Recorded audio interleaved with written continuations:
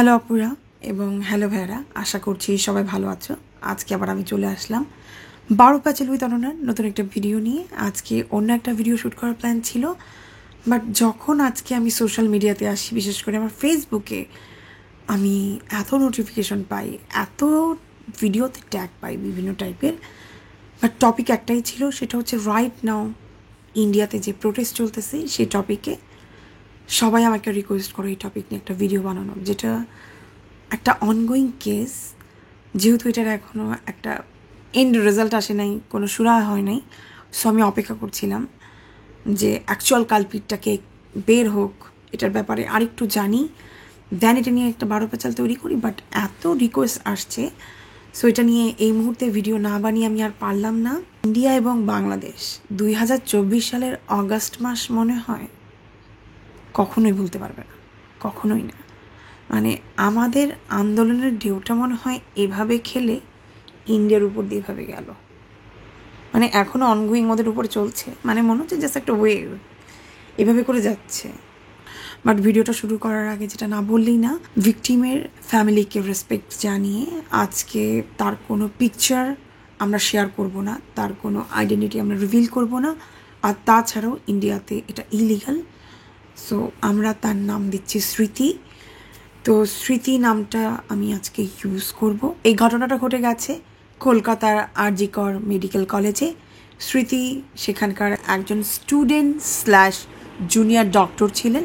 তার বয়স ছিল হচ্ছে 31 বছর। ভাবতেই অবাক লাগছে, মানে মাত্র 10 দিন আগেও এই মেয়েটা আর.জি. কর মেডিকেল কলেজের একজন সেকেন্ড ইয়ার স্টুডেন্ট ছিল, চেস মেডিসিন ডিপার্টমেন্টের। ইন্টারনেট থেকে আমি যতদূর জানতে পেরেছি, আর.জি. কর মেডিকেল কলেজ কলকাতার একটি স্বনামধন্য মেডিকেল কলেজ।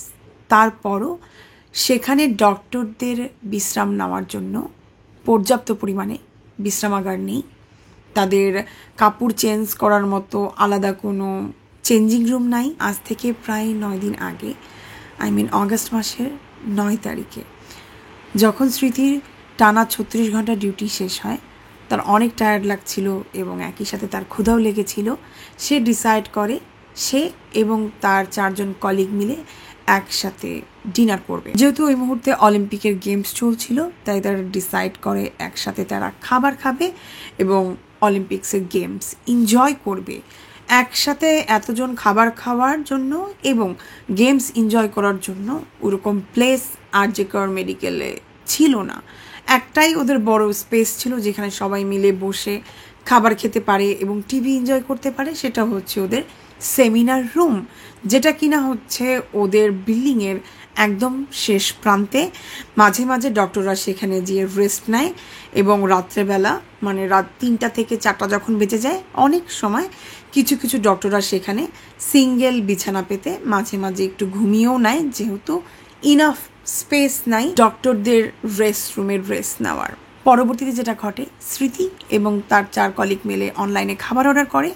এই খাবারটা নিয়ে তারা সেমিনার রুমে যায়, একসাথে অলিম্পিক গেমস দেখার সাথে সাথে তারা খাবার এনজয় করে। যেহেতু ডক্টর স্মৃতির কিছুক্ষণ আগে টানা 36 ঘন্টার ডিউটি শেষ হয়েছিল, খাবার খাওয়ার পর তার এক্সট্রিম লেভেলের টায়ার্ড লাগতে থাকে, তাই তিনি তার 4 কলিগকে জানান যে তিনি একটু ঘুমাতে চান, এরপর তিনি আবার কাজে ফিরবেন।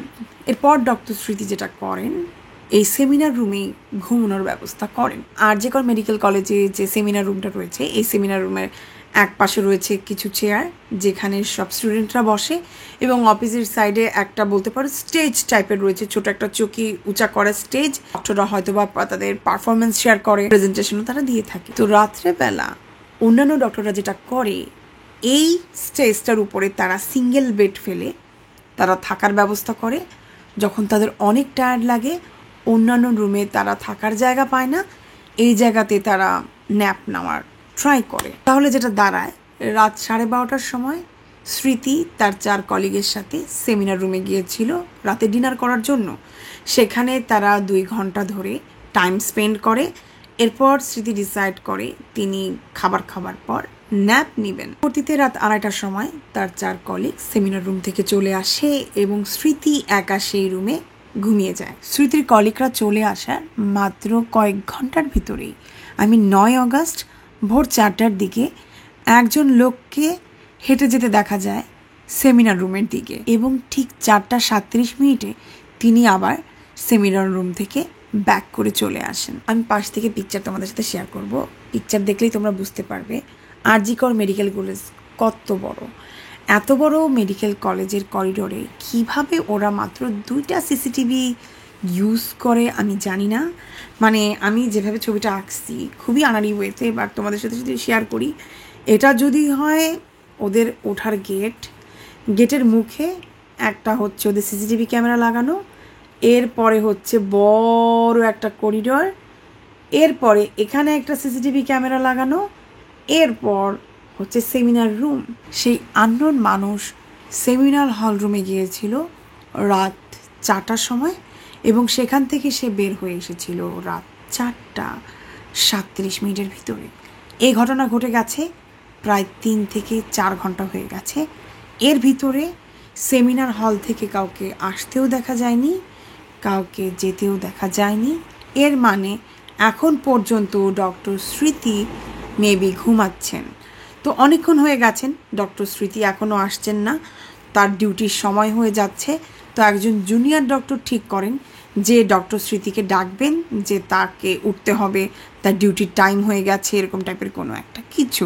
জুনিয়র ডক্টর সেমিনার হল রুমে যে জিনিসটা দেখে, তার পক্ষে ওই মুহূর্তে সেটা আর প্রসেস করার অবস্থায় ছিল না। সবচেয়ে দুঃখের বিষয় হচ্ছে অলরেডি তার ডেড বডির ছবি ব্লার না করে সোশ্যাল মিডিয়াতে ভাইরাল হয়ে গেছে। আমি এই ভিডিওটা বানাচ্ছি বাংলাদেশে, ঢাকাতে বসে, আর এই ঘটনাটা ঘটেছে কলকাতার। মানে আমি আমার বাসায় বসে, ব্লার না, একদম ক্লিয়ার ছবি আমি বাসায় বসে দেখে ফেলছি। মানুষ কিভাবে পারতেছে সোশ্যাল মিডিয়াতে এই ছবিটাকে এইভাবে স্প্রেড করতে। মানে আমি কিছুক্ষণ আগে সেই ছবিটা দেখছি, মানে ওই ছবিটা দেখার পর আমি নিজের ইমোশন কন্ট্রোল করতে পারতেছিলাম না যে মানুষ কতটা নিকৃষ্ট হতে পারে। মানে একটা নিকৃষ্ট ঘটনা তো ঘটেই গেছে, এরপরে মানুষ এই মানে এতটুকু রেসপেক্ট দিবে একটা মেয়ের সাথে। এরকম একটা ডেঞ্জারাস কাজ হয়ে গেছে, এত ঘৃণিত একটা কাজ হয়ে গেছে, এতটুকু তো একটা মেয়ে রেসপেক্ট পেতে পারে তার মৃত্যুর পর। মেয়েটার পা, মানে একটা মেয়ের পা যতটুক স্প্রেড করা যায় লিটারেলি এভাবে ছড়ানো।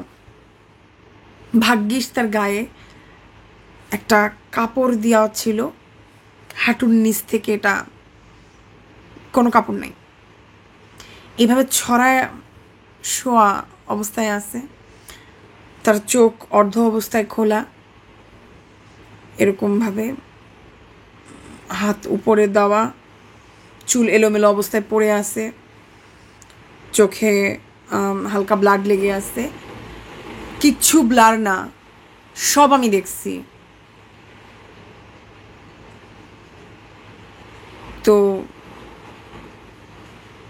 যে জুনিয়র ডক্টররা যায়, সে তো ওই সময় যখন গেছে তখন তার গায়ের উপরে কোনো কাপড় চোপড়ও ছিল না, তার বডির লোয়ার টর্সো থেকে কোনো কাপড় চোপড় ছিল না। তার পেলভিস এরিয়া যেটাকে বলা হয়, এটা থেকে এত ব্লিডিং হচ্ছিল।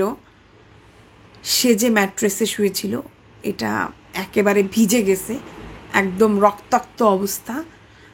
তার আশপাশ পুরো জায়গাটা রক্তে ছড়িয়ে ছিটিয়ে ছিল।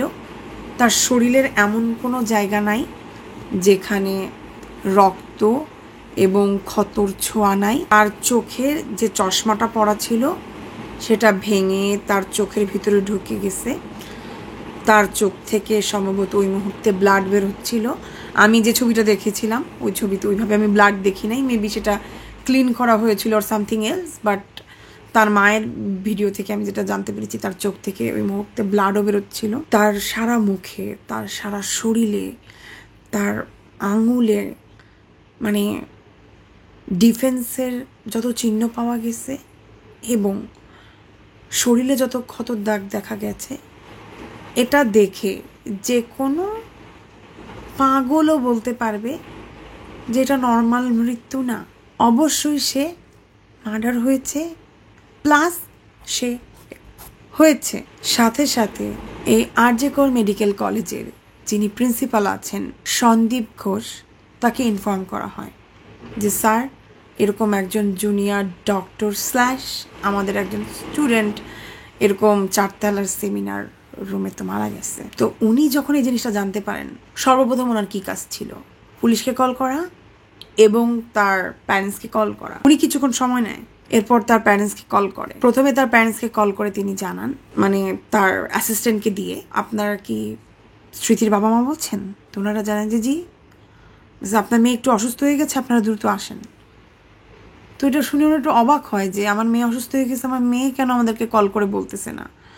আর এই জিনিসটার কারণে ইমিডিয়েটলি তারা তার মেয়ের সাথে কন্ট্যাক্ট করার চেষ্টা করে। যেহেতু তার মেয়ের ফোনে হয়তো বা কল ঢুকছিল না, অথবা তার মেয়ের সাথে তারা কন্ট্যাক্ট করতে পারছিল না, তো তারা প্যানিক আউট করতে থাকেন এবং তারা আবার প্রিন্সিপালের সাথে যোগাযোগ করার চেষ্টা করতে থাকেন।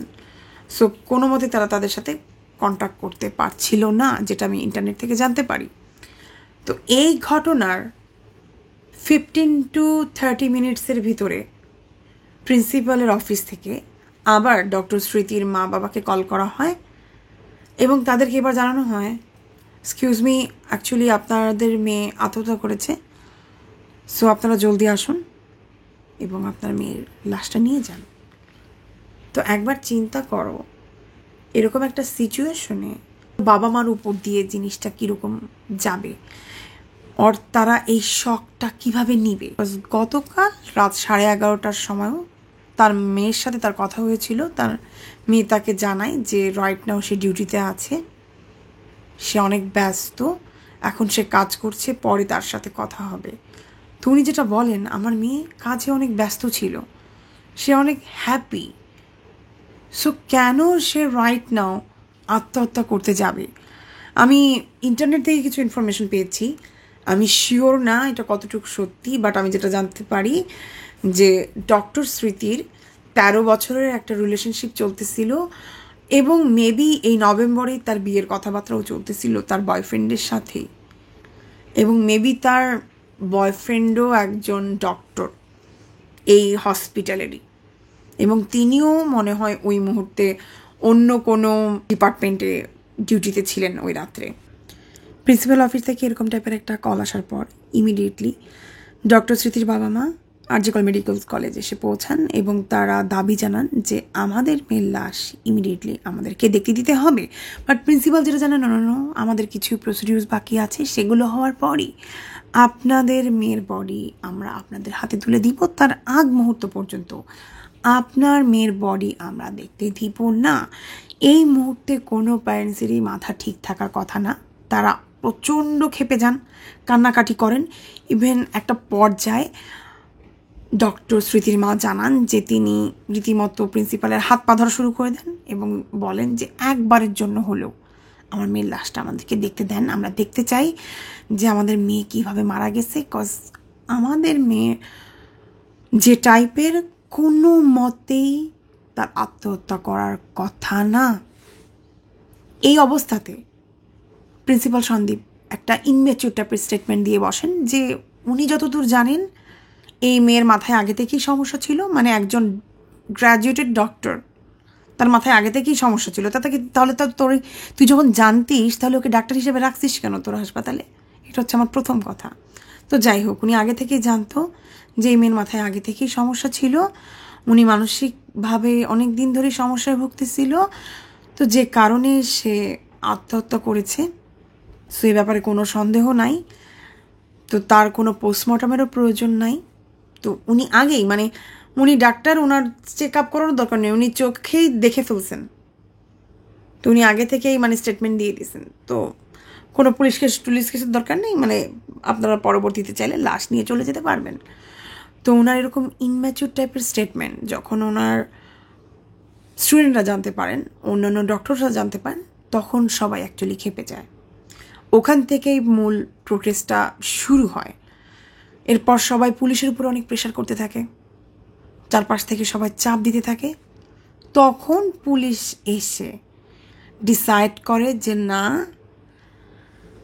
ডক্টর স্মৃতির পোস্টমর্টম করানো হবে এবং সেখান থেকেই অ্যাকচুয়ালি জানা যাবে যে কী কারণে অ্যাকচুয়ালি ডক্টর স্মৃতি মারা গেছে। এখন তোমাদের সাথে শেয়ার করতে যাচ্ছি ক্রাইম সিনে যা যা পাওয়া গেছে। সো ক্রাইম সিনে প্রথমত ডক্টর স্মৃতিকে যেভাবে পড়ে থাকতে দেখা যায় সেটা তো তোমাদের সাথে শেয়ার করলাম, যে ডক্টর স্মৃতি অর্ধনগ্ন অবস্থাতে তাদের সেমিনার রুমের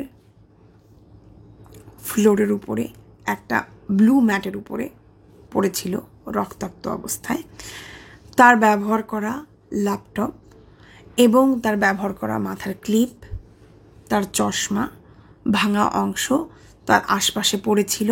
ডক্টর স্মৃতির যে প্যান্ট আর পায়জামা ছিল, মানে যেটা সে আগে পড়েছিল, সেটা তার বডি থেকে একটু দূরেই পাওয়া গিয়েছিল। যখন কলকাতা পুলিশ ডিপার্টমেন্ট এই ক্রাইম সিন ইনভেস্টিগেট করছিল, একটা পর্যায়ে ডক্টর স্মৃতির বাবা হুট করে এই ক্রাইম সিনের ভিতরে ঢুকে পড়েন। তিনি জাস্ট চান্স খুঁজতেছিল যে কিভাবে তিনি তার মেয়েকে এক নজরের জন্য দেখতে পাবেন। আমি শিওর তিনি একবারের জন্য এটা চিন্তা করেন নাই যে এরকম ভয়াবহ অবস্থায় উনি শেষবারের মতো তার মেয়েকে দেখবেন। উনি সারা জীবনের জন্য মনে হয় এই জিনিসটা আর কোনোদিন ভুলতে পারবেন না। উনি যে ট্রমার উপর দিয়ে গেছেন, আমি জানি না যে উনি কবে রিকভার হবেন। পরবর্তীতে এই ক্রাইম সিন থেকে আরেকটি জিনিস উদ্ধার করা হয়, যেটা কিনা হচ্ছে একটি ব্লুটুথ হেডফোন। যেই ব্লুটুথ হেডফোনটি ডক্টর স্মৃতির মোবাইল ফোনের সাথে পেয়ার আপ করার চেষ্টা করানো হয়, বাট সেটা পেয়ার আপ হচ্ছিল না, যেটা দেখে বোঝা যায় যে এটা ডক্টর স্মৃতির ব্লুটুথ হেডফোন না। পরবর্তীতে যে 4 জন কলিগস এখানে বসে খাওয়া দাওয়া করেছিল ডক্টর স্মৃতির সাথে, তাদের মোবাইল ফোনের সাথেও এই ব্লুটুথ হেডফোনটার পেয়ার অফ করার চেষ্টা করা হয়। পরবর্তীতে দেখা যায় যে তাদের মোবাইল ফোনের সাথেও এই ব্লুটুথ হেডফোনটা পেয়ার অফ হচ্ছে না। আরজিকর মেডিকেল কলেজের কোনো স্টুডেন্ট অথবা কোনো কর্মীর মোবাইল ফোনের সাথে যখন এই হেডফোনটাকে কোনো মত Kolkata police department pair up করাতে পারছিল না, ওনারা তখন অনেক চিন্তায় পড়ে যান। কজ তাহলে এই হেডফোনটা কার? কজ এই হেডফোনটার মালিক বের করতে পারলেই বের হয়ে যাবে অ্যাকচুয়ালি খুনি কে। এরপর তারা একটা মাস্টার প্ল্যান ক্রিয়েট করেন, যে মাস্টার প্ল্যানটা সফল করতে পারলে অ্যাকচুয়ালি বের হয়ে আসবে অ্যাকচুয়াল খুনি কে।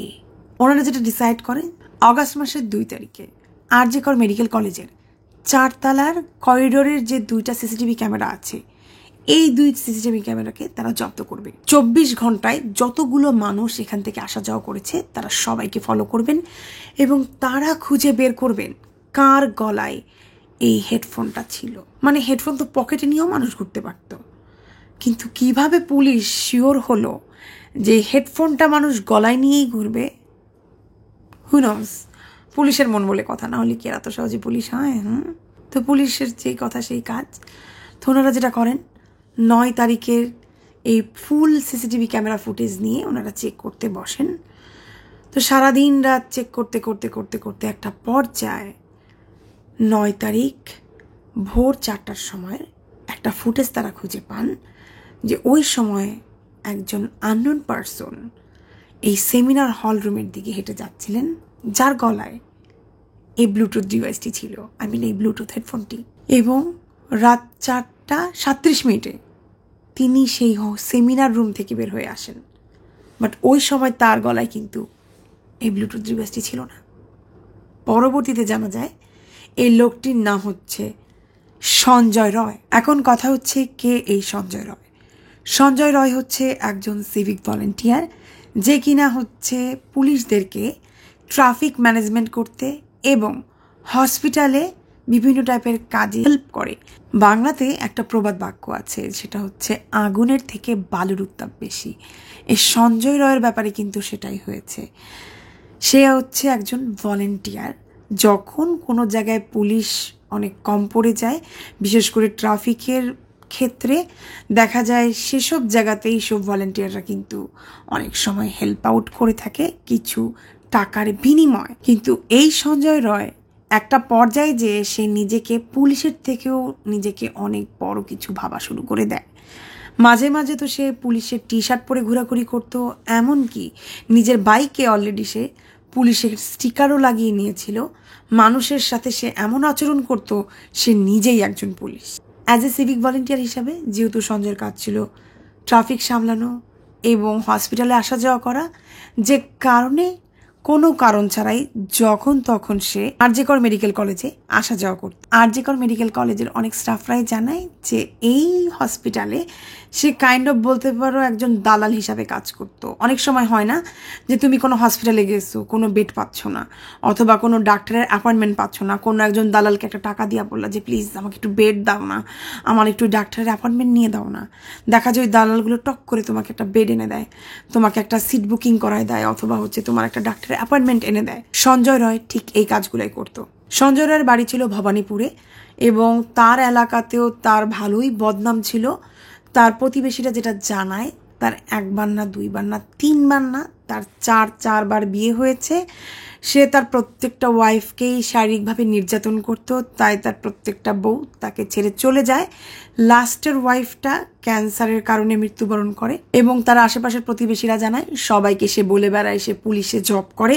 মানে কাউকে সে বলে না সে সিভিক ভলেন্টিয়ার, সে সবাইকে বলে যে আমি পুলিশে জব করি। আর এই সুযোগে মানুষকে চাকরি দেওয়ার নাম করে মানুষের থেকে লাখ লাখ টাকাও মেরে খাইতো।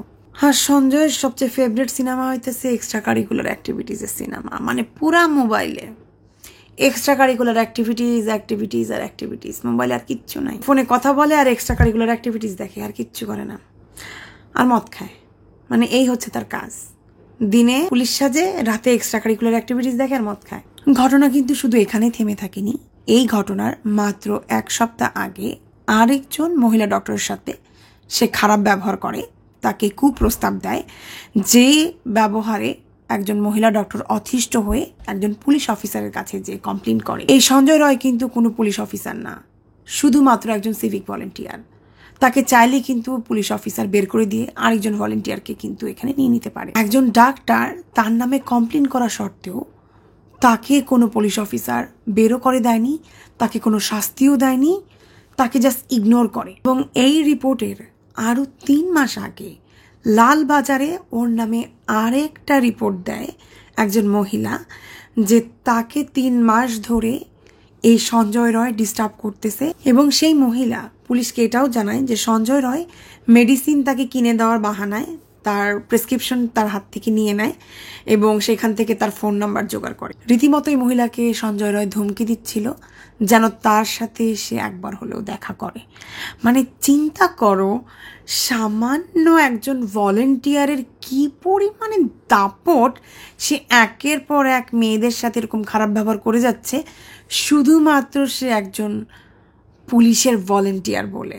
যে কারণে প্রথমে বলে নিয়েছিলাম যে আগুনের থেকে বালুর উত্তাপ বেশি হলে যা হয় আর কি। পরবর্তীতে পুলিশ যেটা জানায় যে সঞ্জয় রয়ের ফোন ট্র্যাকিং করে পুলিশ যেটা জানতে পারে, গত 5ই অগস্ট থেকে 8ই অগস্ট পর্যন্ত সঞ্জয় রয় খড়গপুর নামের একটি এলাকাতে ছিল। 8ই অগস্ট সে কলকাতাতে আবার ব্যাক করে এবং সে এটাও জানায় পুলিশকে যে 8 অগস্টে আরেকজন সিভিক ভলেন্টিয়ারের সাথে এসে মদ খায়। এরপর রাত 8টার দিকে সে কলকাতার একটা রেড লাইট এরিয়াতে যায় এক্সট্রা কারিকুলার অ্যাক্টিভিটিস মাস্তি করার জন্য।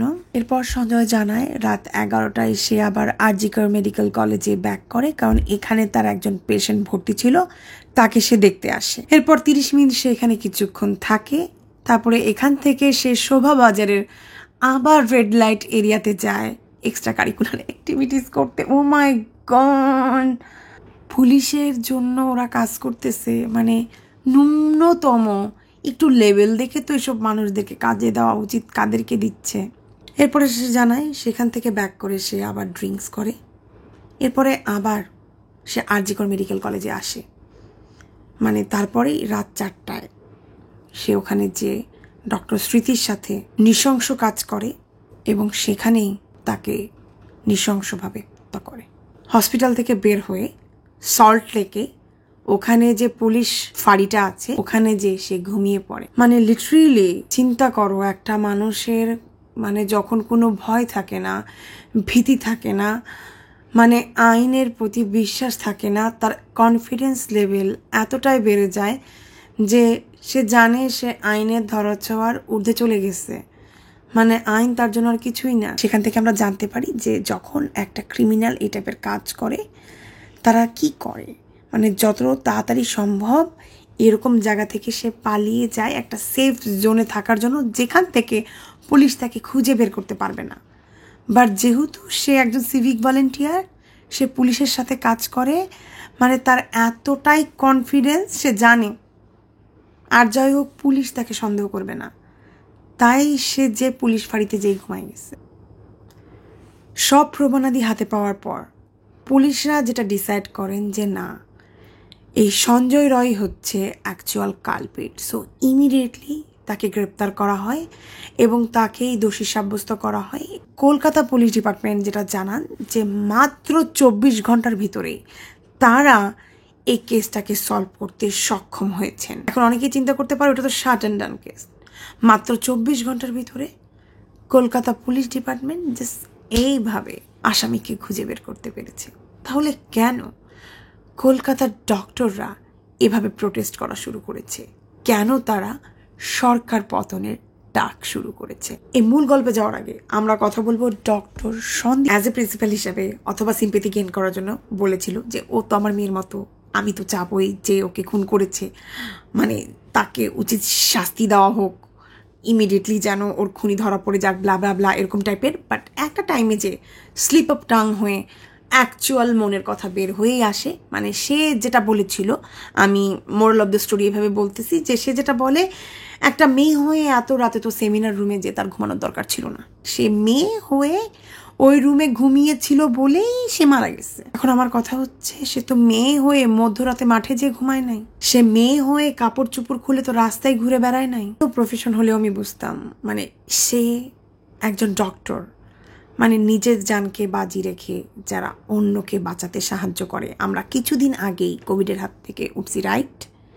আমরা তখন দেখছি যে ডক্টররা মানে নিজেদের জান বাজি রেখে কিভাবে আমাদেরকে বাঁচাতে সাহায্য করেছে।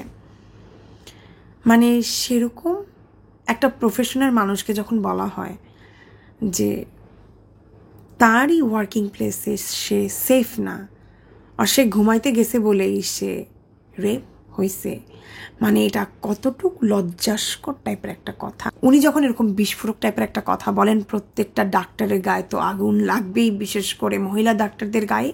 সো ওনাদের লাইফের কি কোনো সিকিউরিটি নাই? ওনারা নিজেদের জীবনকে বাজি রেখে কাজ করতেছেন, ওনারা ঘুমাইতেও পারবেন না, ঘুমাইলেও রেপ হয়ে যাবেন। মানে কোন দুনিয়ায় আছি আমরা, তাই না? তো এরপর তো প্রোটেস্ট শুরু হয়েই গেল। এরপর সবাই চাইলেও উনি যেন পদত্যাগ করেন। তো প্রথম দিকে উনি রাজি হন না, এরপরে একটা পর্যায়ে বাধ্য হয়ে উনি পদত্যাগ করেন। বাট মেবি উনি অনেক পাওয়ারফুল একজন মানুষ, মানে জানা যায় যে উনি মানে অনেক উল্টাপাল্টা কাজের সাথে জড়িত আছেন, ওনার অনেক পাওয়ার কলকাতাতে। উনি পদত্যাগ করার মাত্র 8 ঘন্টার ভিতরে কলকাতা ন্যাশনাল মেডিকেল কলেজ, ওইখানে ওনাকে আবার প্রিন্সিপাল বানায় দেওয়া হয়। মানে এটা কলকাতারই গভর্নমেন্ট করছে, আই মিন ওখানে মনে হয় মমতা ব্যানার্জি ওখানকার সরকার।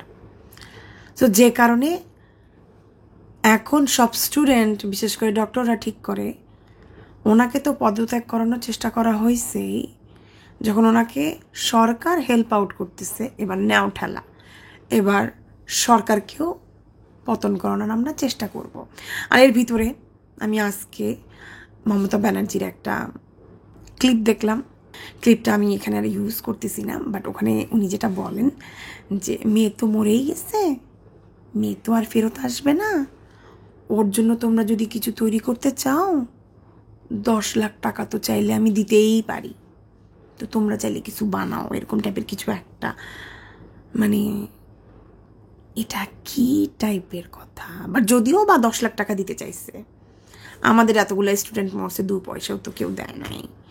যেসব কারণে এই প্রোটেস্টটা আস্তে আস্তে এত বড় আকার ধারণ করে, তার পিছনে অনেক কারণ থাকে। আমি কয়েকটা উল্লেখযোগ্য কারণ নিয়ে কথা বলছি। যেমন ধরো এই সন্দীপ ঘোষ, এই প্রিন্সিপাল, ওনার অনেক অতীতের মানে কালা চিঠা আস্তে আস্তে খুলতে থাকে। যেমন উনি অনেক বড় ঘুষখোর, উনি অনেক বড় বড় র্যাকেটের সাথে জড়িয়ে আছেন, ড্রাগ মাফিয়া রিলেটেড।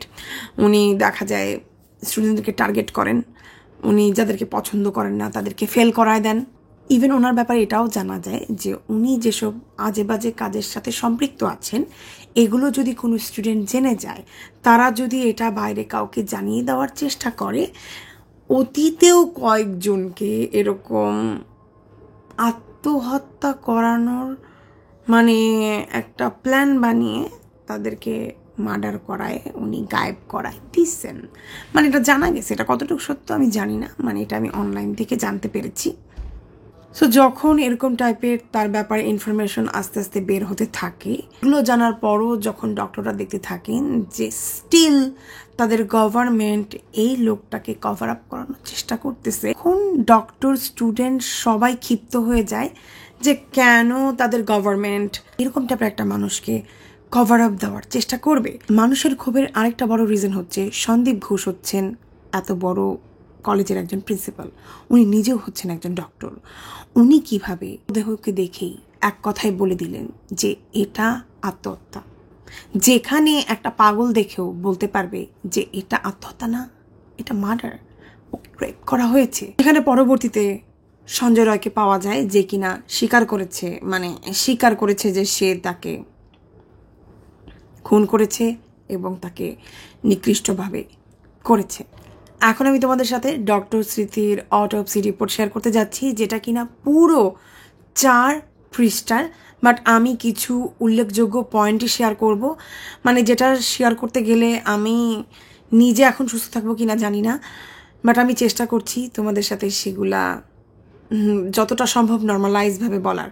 অটোপসি রিপোর্টে যেটা জানা গেছে যে প্রথমত তাকে শ্বাসরুদ্ধ করে মারা হয়েছিল, এবং অবশ্যই শ্বাসরুদ্ধ করে তাকে মারার আগে তাকে করা হয়েছিল এবং তাকে নির্যাতন করা হয়েছিল। তার প্রাইভেট এরিয়াতে অনেক ক্ষতচিহ্ন পাওয়া যায়, তার ঠোঁটে অনেক ক্ষতচিহ্ন ছিল, তার বাম পায়ে এবং তার হাতে অনেক ক্ষতচিহ্ন ছিল। ডক্টর স্মৃতিকে এত জোরে শ্বাসরুদ্ধ করে মারা হয়েছিল, আমাদের সকলের গলাতে যে থাইরয়েড গ্রন্থিটা থাকে সেটাতে এত প্রেশার পড়ে যে সেটাও ভেঙে গিয়েছিল। মানে এটা চারটিখানি কথা না যে একজন জাস্ট একটু প্রেশার দিবে আর এই থাইরয়েড গ্রন্থিটা ভেঙে যাবে। এবং তার পায়ের গোড়ালিও ভাঙা ছিল এবং তার ঘাড়ও ভাঙা ছিল। তার নখ দেখে যেটা বোঝা গিয়েছে সেটা দিয়ে সে ডিফেন্স করার অনেক চেষ্টা করেছে, তার মানে যে তাকে করার চেষ্টা করেছে তাকেও সে অনেকখানি জখম করেছে। ডক্টর স্মৃতিকে যখন মারা হচ্ছিল সেই সময় সে চশমা পরেই ছিল, সো তাকে যখন মুখের ভিতরে মানে অনেক মারা হচ্ছিল, কিল ঘুষি দেওয়া হচ্ছিল, মারতে মারতে একটা পর্যায়ে তার চশমাটা তার মুখের উপরেই ভেঙে যায় এবং টুকরোগুলো ভেঙে ভেঙে তার চোখের ভিতরে ঢুকে যেতে থাকে। একটা পর্যায়ে মানে তার চোখ মানে মানে কেটে ফেটে এখান থেকে ব্লাড বের হয়ে আসা শুরু হয়ে যায়। তার প্রাইভেট এরিয়া যৌনাঙ্গ মারতে মারতে এমন অবস্থা করে ফেলছে যে সেটা বিকৃত হয়ে গেছে। এটা দেখে বোঝা যাচ্ছে না যে এটা কোনো মেয়ের প্রাইভেট এরিয়া, মানে পেলভেস গার্ডেন যেটাকে বলা হয়, মানে মেয়েদের যে প্রাইভেট এরিয়া থাকে, এখানে যে হাড্ডিটা এটা কিন্তু অনেক শক্ত, এটা সহজে ভাঙা সম্ভব না। ডক্টর স্মৃতির যে প্রাইভেট এরিয়া আছে সেটাকেই ভেঙে ফেলা হয়েছে। একজন মাতাল একটা লোক কিভাবে একটা প্রাইভেট এরিয়া ভেঙে ফেলে একটা মেয়ের, মানে এটাই তো অবিশ্বাসযোগ্য। এবং সব থেকে বড় কথা হলো ডক্টর স্মৃতির প্রাইভেট এরিয়া থেকে ছেলেদের সিমেন্ট পাওয়া গেছে 150 ml। যারা বুঝতে পারতেছো না 150 ml কতটুকু, আমি তোমাদের বোঝানোর জন্য একটা বোতল হাতে রাখছি। এটা হচ্ছে 150 ml এর একটা বোতল। এই পুরো বোতলটা ভরা থাকলে, এক বোতল হলে এটা 150 ml হবে। একটা ছেলে at a time cement produce করতে পারে 2 ml থেকে 4 ml, যেটা 2 টাকার যে সানসিল্ক আমরা পারচেস করি সেখানেও প্রোডাক্ট থাকে 5 ml থেকে 6 ml, মানে ওই 2 টাকার সানসিল্কের প্যাকেটের থেকেও কম। কিভাবে ডক্টর স্মৃতির প্রাইভেট এরিয়াতে তার ভাজাইনাতে এইরকম এক বোতল সিমেন্ট আসলো? একটা মানুষ থেকে থেকে 10 বার করলেও তো তার পক্ষে এক বোতল সিমেন্ট ভরা পসিবল হবে না। এই গভর্নমেন্ট কি লুকানোর চেষ্টা করতেছে এবং এই প্রিন্সিপাল কি লুকানোর চেষ্টা করতেছে? তো নিশ্চয়ই বুঝতে পারতেছো কেন এই গভর্নমেন্টের পিছনে সবাই লাগছে। যে এই সঞ্জীব রয় হচ্ছে জাস্ট একটা কাভার আপ। সবচেয়ে বড় কথা, যখন সঞ্জীব রায়কে ধরে নিয়ে যাওয়া হচ্ছিল, মানে ও জাস্ট ড্যাম কেয়ার, ওর কিচ্ছু আসে যায় না। ইভেন ও পুলিশকে এটাও বলছে যে আপনারা চাইলে আমাকে ফাঁসি দিতে পারেন, কোনো সমস্যা নেই।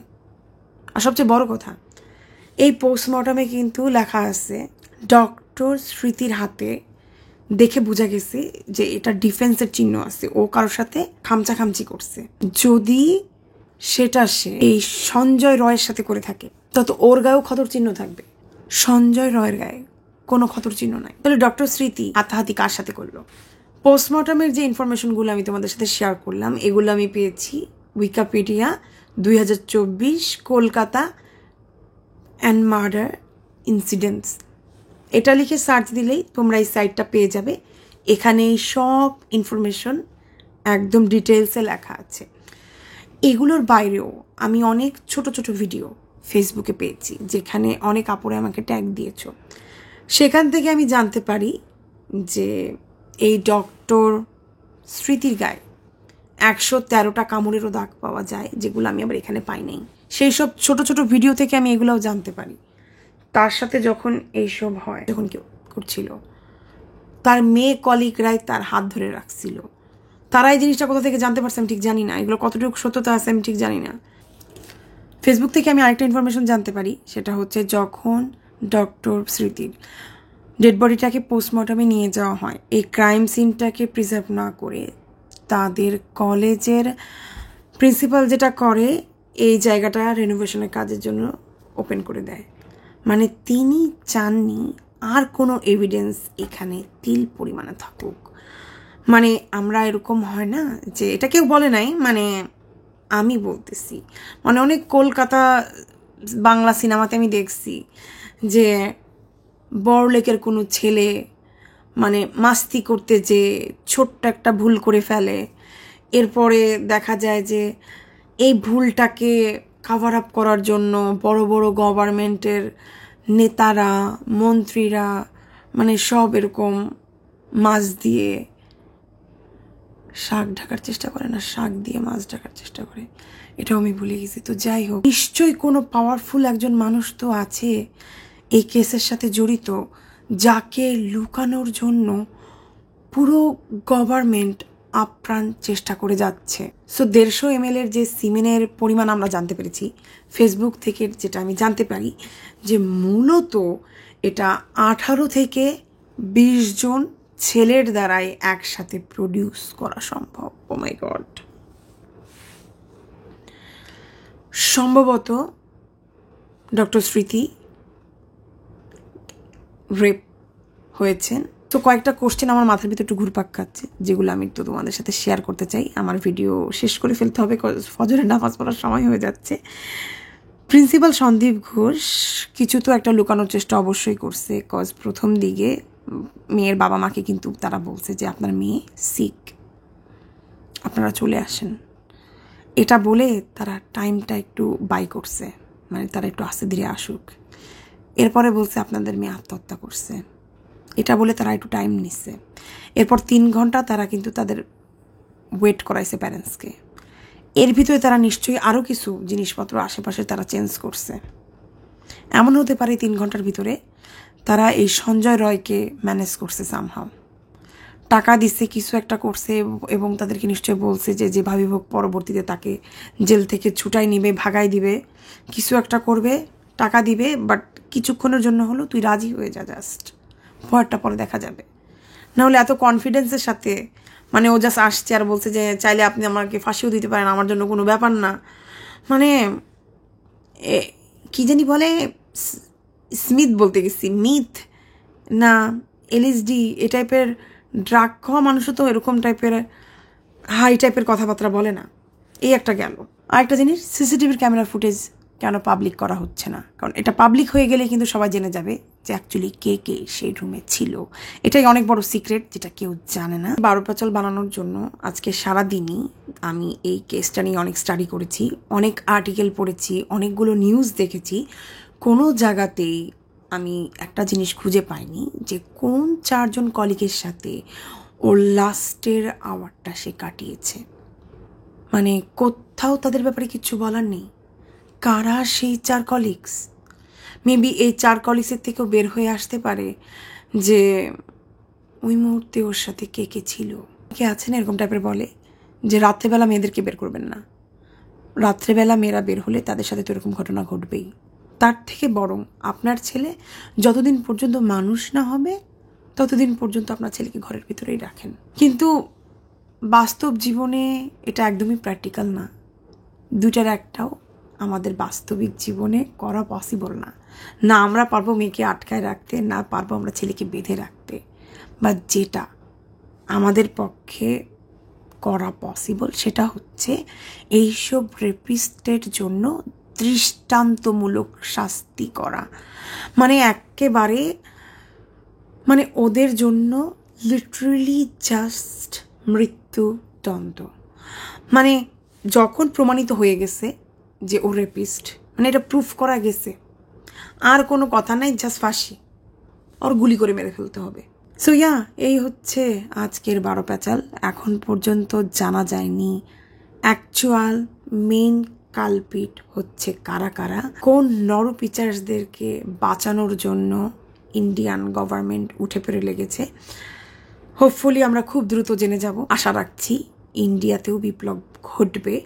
যখন থেকে কলকাতার এই আন্দোলনের কথা আমি শুনেছি, মানে একটা জিনিস আমার মাথার ভিতরে অনেক ঘুরঘুর করতেছে। আমি জানি না কয়জন আমার সাথে একমত হবে, যে কোথাও না কোথাও আমার কাছে মনে হয়েছে সামহাও আমাদের দেশের ছাত্র আন্দোলন হয়তো বা তাদেরকে একটু হলেও ইন্সপায়ার করেছে। যেহেতু আমাদের দেশ এত বড় একটা বিপ্লব আনতে পেরেছে, ওদের মনে একটু হলেও এটা মানে তিল পরিমাণ হলেও আত্মবিশ্বাস এনে দিতে সাহায্য করবে যে হ্যাঁ তারাও পারবে। মানে ইন্ডিয়ায় একটা ওয়ার্ড আছে হিন্দিতে যে চিঙ্গারি, যে স্পার্ক, মানে একটু হলেও আমাদের ছাত্র আন্দোলনের স্পার্ক বাংলাদেশের সীমানা পার হয়ে কলকাতাতে ঢুকে গেছে, চলে গেছে। Good luck India. আমি চাই তোমাদের দেশেও সত্যের জয় হোক। এই শুভকামনার সাথে সাথে শেষ করছি আজকের 12 প্যাচাল। হোপফুলি চলে আসবো নতুন একটি 12 প্যাচাল নিয়ে, এবং অবশ্যই এই 12 প্যাচালের নতুন কোনো আপডেট পেলে অবশ্যই কোনো পিচ্চি প্যাচালের মাধ্যমে তোমাদের সাথে শেয়ার করব। আজ আমি বিদায় নিচ্ছি, আবার কোনো দিন চলে আসবো নতুন কোনো ভিডিও নিয়ে। টিল দেন, আল্লাহ হাফেজ।